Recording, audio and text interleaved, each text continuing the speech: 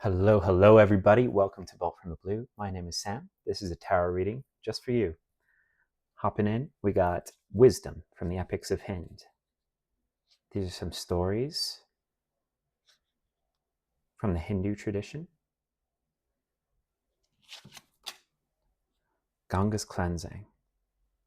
More from here. All right, possibly a little bit of a spread.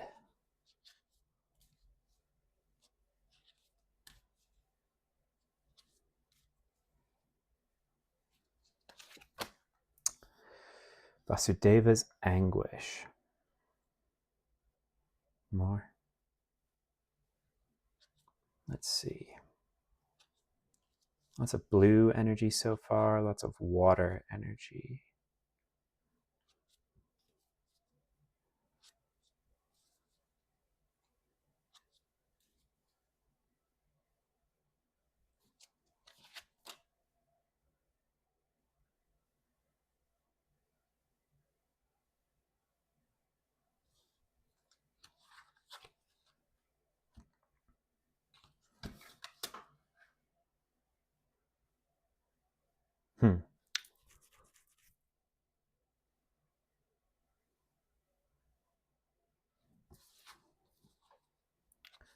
Maybe one more.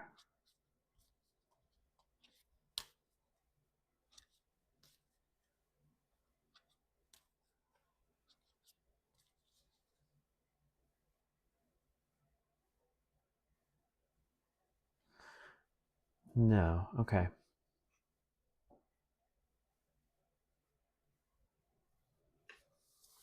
going to contextualize this a little bit with storybook deck. See what we got going on.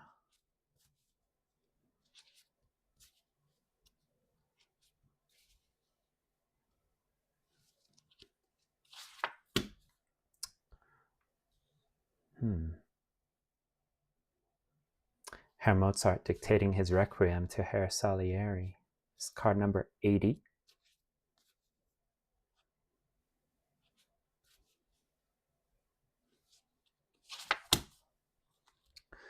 Gandalf and Frodo in the Long Dark of Moria.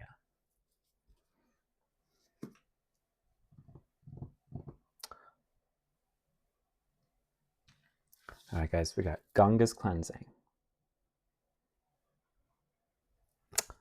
We got Vasudeva's anguish. Draupadi's rescue. 𝓅𝓁𝓆𝑃𝑇's fortune.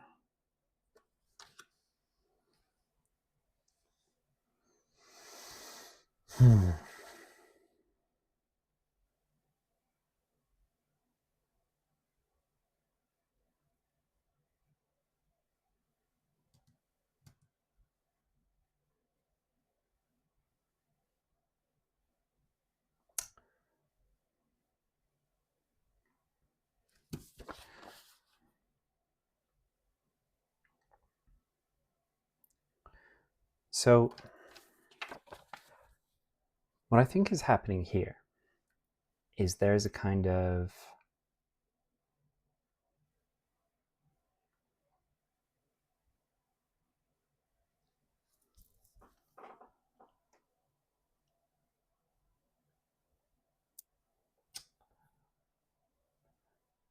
I think you are very spiritual, or there's something you have attained. There's investment into you from spirit.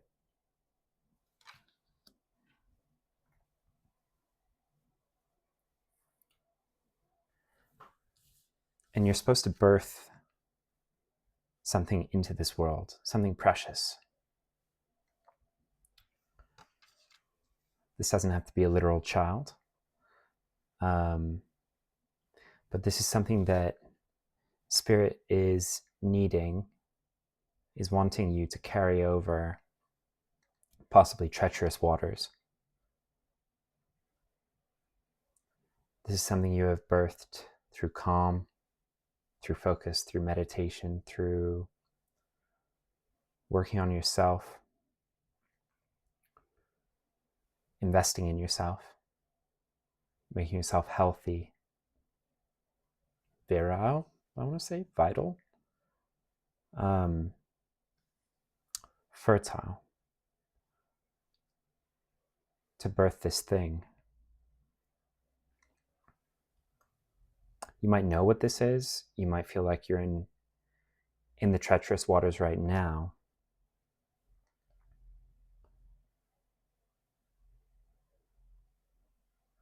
There's something about the snakes and the hands and the resources here. There's something about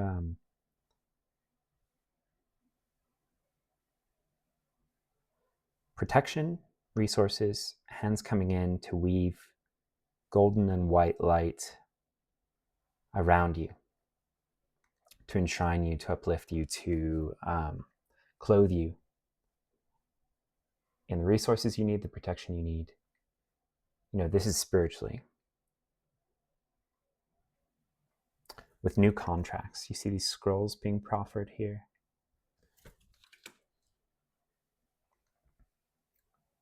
New contracts. In the tarot, there's always, there's a lot of cards with like a hand coming out of the blue, like out of the clouds to offer something, bring something in. And that's what seems to be happening here. Lots of pairs of hands. And it's usually like the divine reaches into this realm, says, here it is, here's this thing that you've been needing, been wanting. You might not get what you want here, but you will get what you need. It might not look like a lot in the 3D, but it's a lot in the 5D.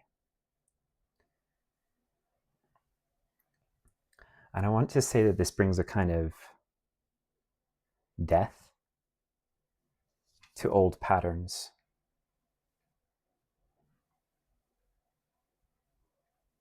Or maybe it keeps out in the cold whatever these forces are that are trying to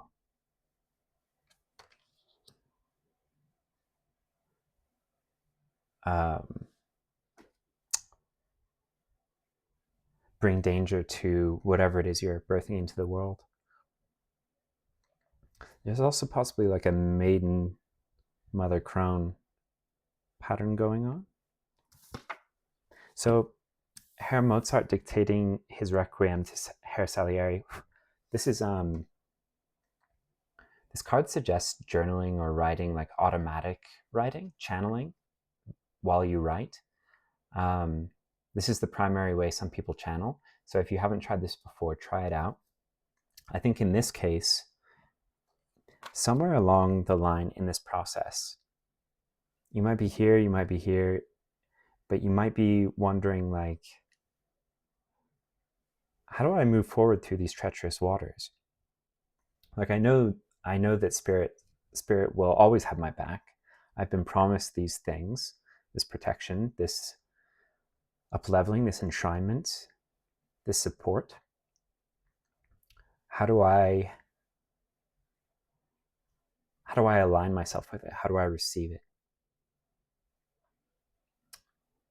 And automatic writing, channeling might be how you receive the next steps, right? Don't worry about understanding the big picture, because oftentimes this kind of revamping is not anything that we would imagine. In fact, it is better than we would imagine,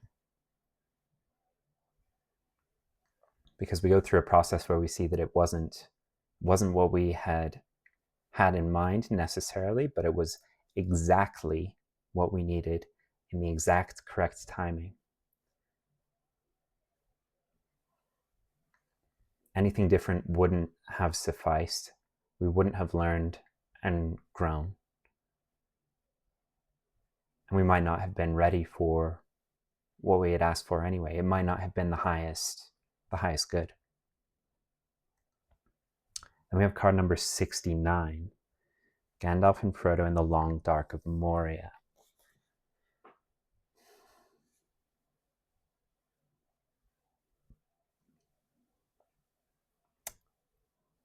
So this card is almost straight dialogue. And Frodo says to Gandalf, it's a pity Bilbo didn't kill Gollum when he had the chance, this creature that's been driven to evil and madness by the evil of the One Ring of Power, which they're trying to destroy. Gandalf says, pity. It was pity that stayed Bilbo's hand. Many that live deserve death. Some that die deserve life. Can you give it to them, Frodo? Do not be too eager to deal out death and judgment. Even the very wise cannot see all ends. My heart tells me that Gollum has some part to play yet, for good or ill, before this is over. The pity of Bilbo may rule the fate of many.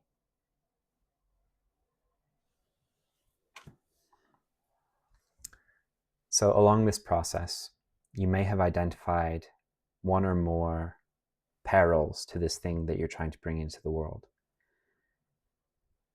And this can be like, guys, this doesn't have to be something epic. This can be like, you just want a space where you feel safe and loved and secure, or you are starting a YouTube channel, or you are,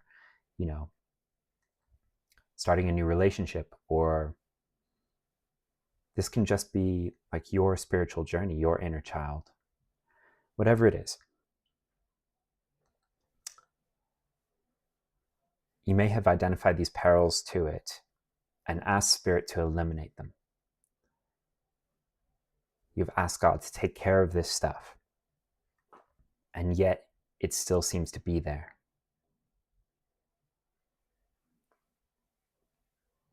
You may not understand the role that it plays. The major characters in Lord of the Rings are guided by, they describe it as their heart.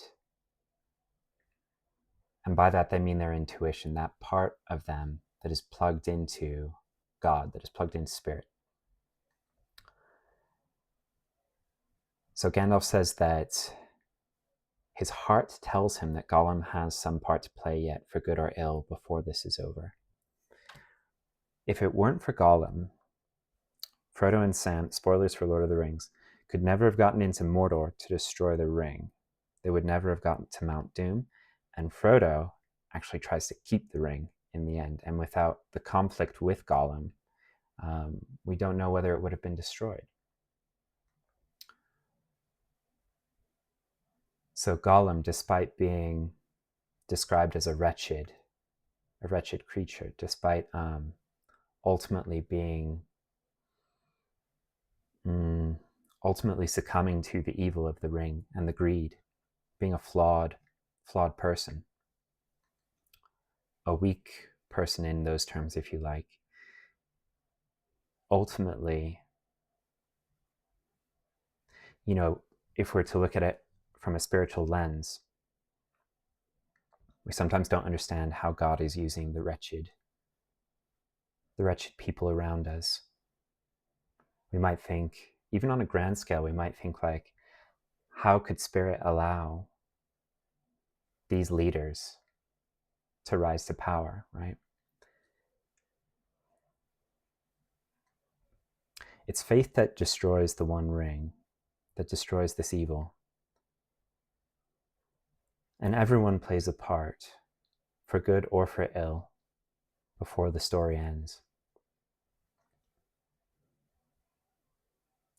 We don't understand everyone's role, and we shouldn't be too quick to deal out death and judgment.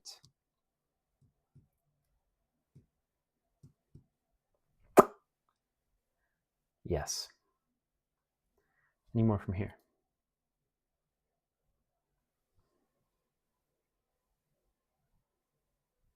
Okay. Let's get into the Oracle of Destiny. Any final messages or nuances here?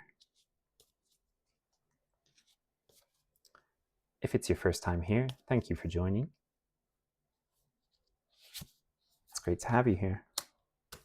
Got head, dream, butterfly, and a crescent moon.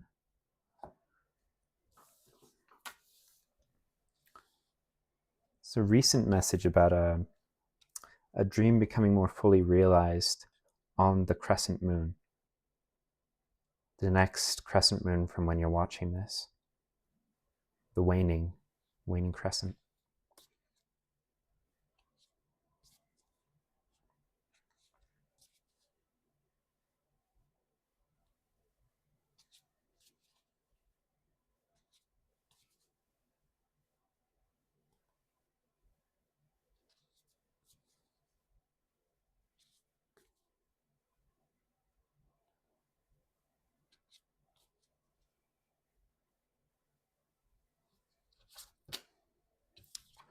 Mars, upside down, Mars in reverse.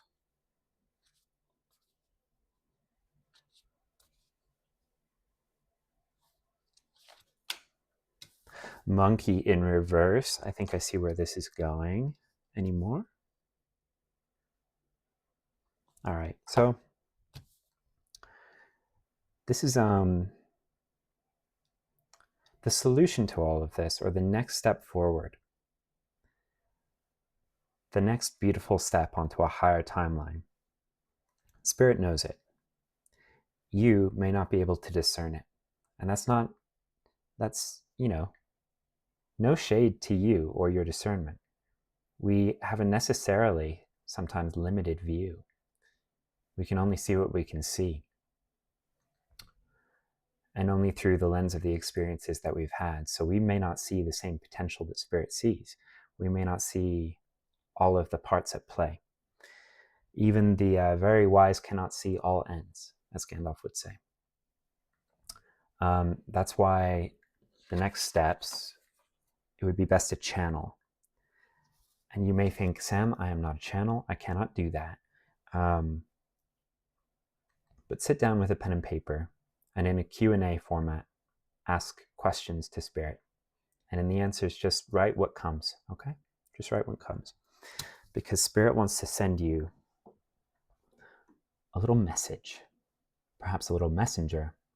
If you're a Lord of the Rings fan, you know that the moth comes to Gandalf and he whispers to it and then sends it away with a message, right? Butterflies, moths, messengers from Spirit. But they want to give you a beautiful idea. And since it's a butterfly, I feel like the beautiful idea is ready. Like it's ready for you. You're prepared for it. But you have to get very still, very quiet, very receptive, very yin, in order for this butterfly to alight in your hand, in order for Spirit to drop whatever this is into your brain. And what this requires is a very gentle closing down of the masculine impulse, the drive to do, task-oriented thinking, right? Problem-solving thinking, an aggressive approach, thinking that you need to tackle this problem, you need to solve it, right? And in this case, you don't. You just have to receive the solution. Spirit will require you to take action, but the reception, that receptive time is not the time for action-oriented thinking or that approach, right? That masculine doing principle will not help you in receiving this butterfly into the palm of your hand. Also, you need to gently but firmly say no to the monkey mind, right? This tendency that we have to flit from thought to thought and to catastrophize and to cast about and to ponder and ruminate and catastrophize, right? This will not help you. You need to quiet the monkey mind. Once you're in a state where you know there's nothing to be done, you know there's nothing to be solved, and your mind is at rest, that's when you can most easily receive this. But again, not from trying. You can't make a butterfly alight into the palm of your hand. You just have to hold out your hand and know that it either will or it won't, and to sit in that receptivity and how beautiful it will be when it does.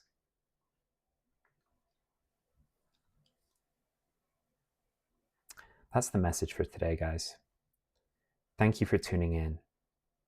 I hope you enjoy whatever gets you to this state: meditation, calm music, right? Sitting in one place, laying in one place, getting into a calm, altered state if you need to, with meditations, like guided meditations or with hypnosis. Just getting to the point where you can receive. And for someone here, writing. Don't approach it with a problem-solving state of mind. Just sit down with a pen and paper and with a light-hearted approach, an easy approach, and see what happens. All right. Love you guys. A like and subscribe to the channel would be most appreciated. Share this video with a friend who could use it, and I'll see you in the next one. Bye-bye.